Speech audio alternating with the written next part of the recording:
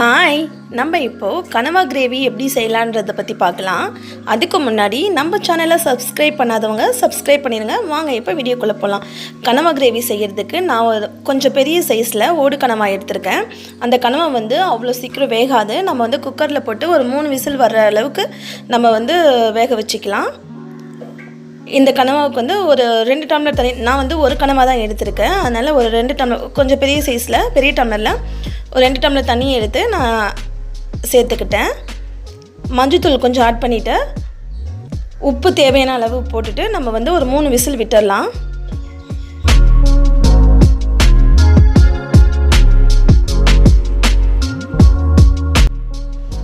ரெண்டு வெங்காயம், 2 தக்காளி, ஒரு 2 பச்சை மிளகாய் சேர்த்துக்கிட்டேன்.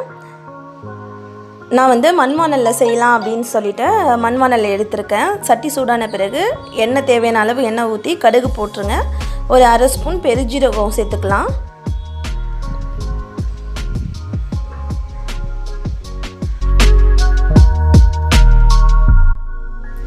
பெருஞ்சீரகம் பொரிஞ்சோடனே கட் பண்ணி வச்சுருக்கிறத வெங்காயத்தை நம்ம ஆட் பண்ணிக்கலாம்.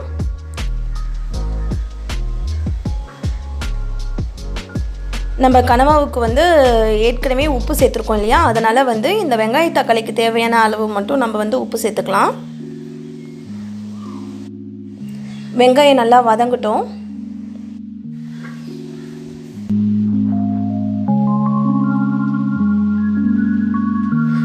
இப்போ தக்காளியும் சேர்த்து நல்லா வதக்கிக்கலாம். நம்ம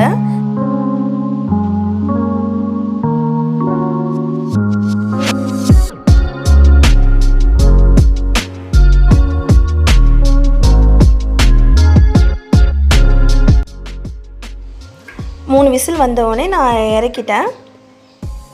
இப்போ என்ன, வெங்காய தக்காளி நல்லா வதங்கிட்ட பிறகு நம்ம தூள்லாம் சேர்த்துட்டு நம்ம கனவா அதில் ஆட் பண்ணிக்கலாம்.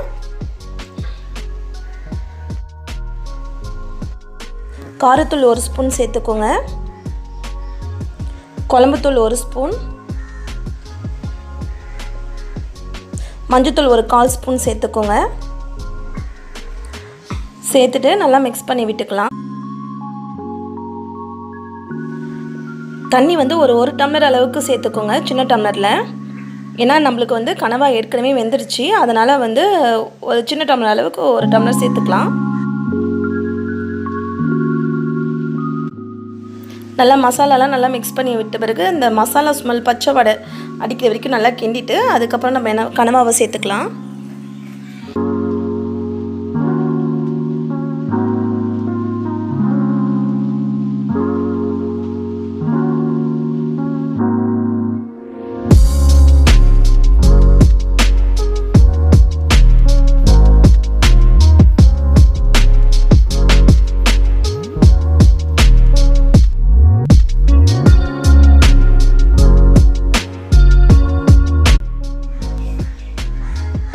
அவ்வளோதாங்க கனவா கிரேவி செய்யுது. ரொம்ப ஈஸியான மெத்தடில் நம்ம செஞ்சுருக்கோம். தேங்க்யூ ஃபார் வாட்சிங்.